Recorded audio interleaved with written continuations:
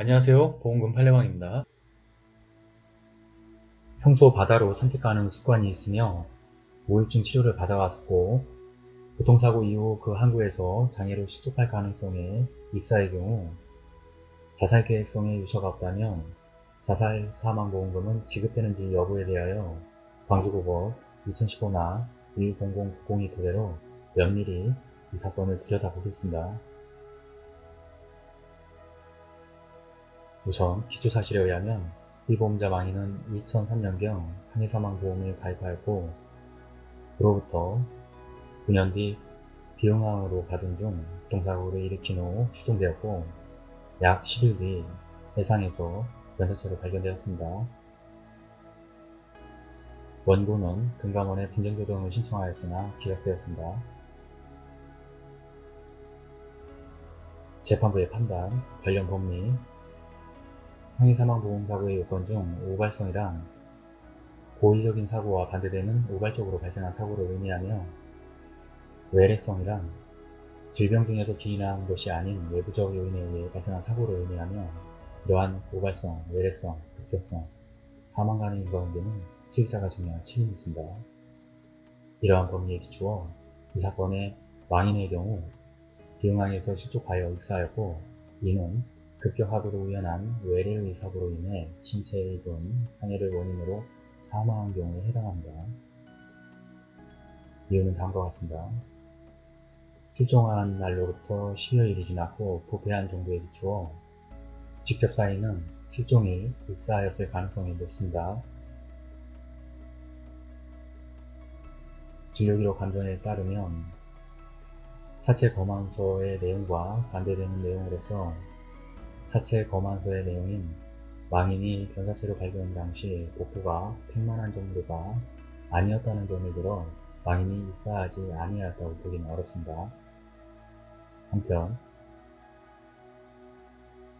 망인의 오른쪽 하태부에 타박상이 발견된 것만으로는 특별히 사망에 대한 직접적이고 중대한 원인으로서 영향을 준 것을 보기는 어렵고 그 외에 타살로 인하여 사망할 가능성은 낮습니다.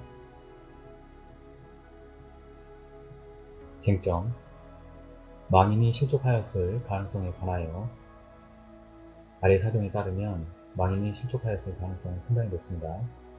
망인은 평소 비응항에 가서 산책하는 습관이 있고 실종 당일에도 비응항으로 가던 중 교통사고를 일으켰고 택시 운전기사의 진술에 의하면 익산에 있는 집으로 돌아가기 위해 택시에 승차하였다가 마음을 변경하여 당초 목적지인 비응항으로 가서 산책하였을 가능성이 상당합니다. 망인은 지체장애 1급 오른쪽 다리가 굽혀지지 않는 장애가 있으므로 정상인에 비하여 실족할 가능성이 상대적으로 높고 발견 당시 타박상은 요양급여 내역서에 적시되지 않은 점에 비추어 그 타박상은 망인이 물에 빠지는 과정에서 발생하였을 것으로 추정됩니다.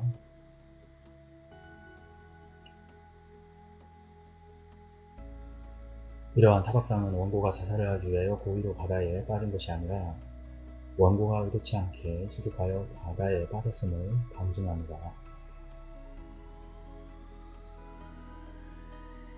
실종일로부터 10여일이 지나도록 그 사이에 상당한 거리를 흘러갔을 가능성이 있으므로 망인의 사체가 비응항 외부에서 발견되었다고 하여 망인이 비응항 내부에서 익사하지 아니하였다고 확정적으로 판정하기는 어렵습니다.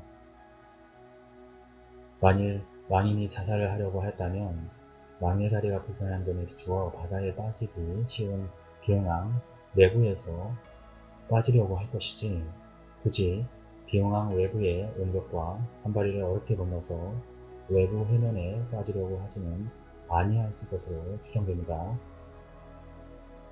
쟁점 망인이 자살하기 위하여 고의로 바다에 빠졌을 가능성에 관하여 이와 같은 가능성은 상당히 낮습니다. 이유는 다음과 같습니다. 망인은 사망하기 10일 전 교통사고로 인하여 다리에 장애가 발생하였는데 이것만으로 자살을 시도하는 경우는 흔하지 않는 점 망인은 사망하기 직전 통상적인 생활을 한 점에 비추어 사고 후유증 및 장애를 이유로 원고가 정신적인 이유로 자살을 시도했을 가능성이 높다고 보기는 어렵습니다. 2010년 6월경부터 불안 우울장애, 불면증 등으로 치료를 받아왔습니다. 그는 주치의와 면담 중에 자살을 암시하는 말을 언급한 적이 없고, 왕이는 비교적 가벼운 정도의 불안 우울장애로서 자살의 위험이 주요 우울증 등에 비추어 매우 낮아 자살의 위험성을 거의 염려하지 않는 정도로 경증으로 보입니다. 처와 불화가 있지만 그 정도가 자살의 원인이 될 정도로 심각하지 아니하였던 것으로 추정되며, 배우자가 자녀들이 거주하는 서울에 남아있지 아니하고 망인에 따라 익산으로 거주지를 옮겼고, 경고한 점에 비추어 보면 원고와 배우자의 다툼의 정도는 심각하지 아니하였습니다. 배우자의 허리치료 및 서울에 있는 자녀들과 함께 거주하려는 목적도 포함되어 있을 것으로 보이며, 따라서 배우자가 2012년 1월경 망인을 떠나 거주지를 서울로 옮겼다 하더라도 예를 들어 망인과 배우자의 갈등이 매우 심각하였다고 확정적으로 단정하기는 어렵습니다. 원고가 마지막으로 망인을 방문한 시기가 교통사고가 발생 일로부터 약 일주일 전인 2012년 6월 16일이었던 점에 비추어 보아도 원고는 망인을 자주 방문하였던 것으로 보이며, 그 당시 원고 및 원고의 남자친구와 서로 안부 인사를 하고 정상적인 이야기를 나눴으며 특별히 자살 징후는 없었던 것으로 보입니다. 망인은 실종 전날까지 평소와 같이 기원에서 바둑을 두었고, 당시 의원이나 근처 등에서 자살을 암시하는 내용이 발견되지 아니하였고, 특별히 신변을 정리한 정황도 없습니다. 우리나라는 관습적으로 부검을 꺼려하는 성향이 있고, 사체 검안서와 조카인 해양경찰관의 말에 따라 사인에 문제가 없어 부검을 원하지 않은 것으로 보입니다.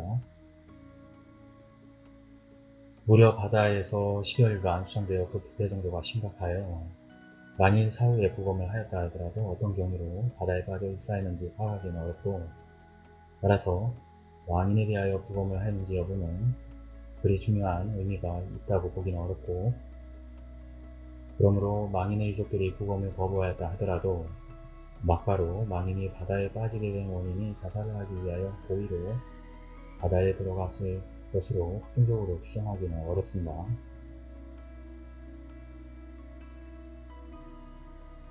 교통사고 때문에 출동한 K공업사의 업주는 자살한 것으로 들었다라고 하였지만 신빙성은 없고, 또한 망인의 유족들이 망인의 사망 무렵 망인으로부터 자살을 하겠다는 말을 들어서 그에 관하여 미리 예견하거나 알고 있었을 것으로 보이기는 어려운 점 등에 비추어 K공업사 업주의 위와 같은 진술을 근거로 망인이 자살을 하였다고 보기는 어렵습니다.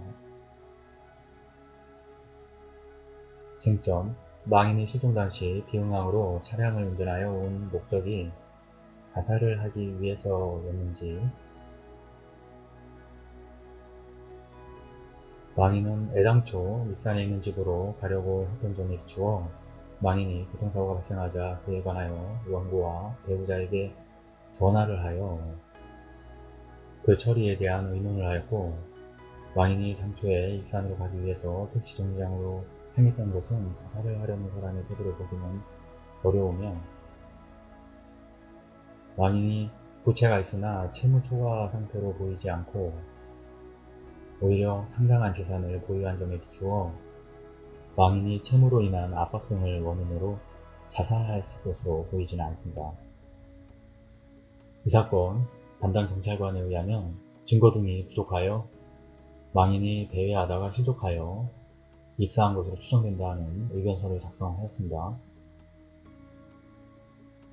쟁점: 다른 사람이 망인을 바다에 빠뜨렸을 가능성에 관하여 위에서 언급한 의견서, 그리고 평소 원한관계가 있었다고 보기는 어려운 점에 비추어 그와 같은 가능성은 매우 낮습니다.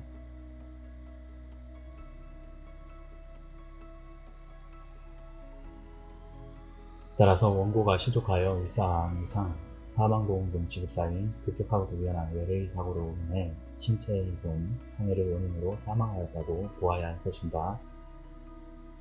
결론적으로 피고는 원고에게 상해사망보험금을 지급할 책임이 있습니다.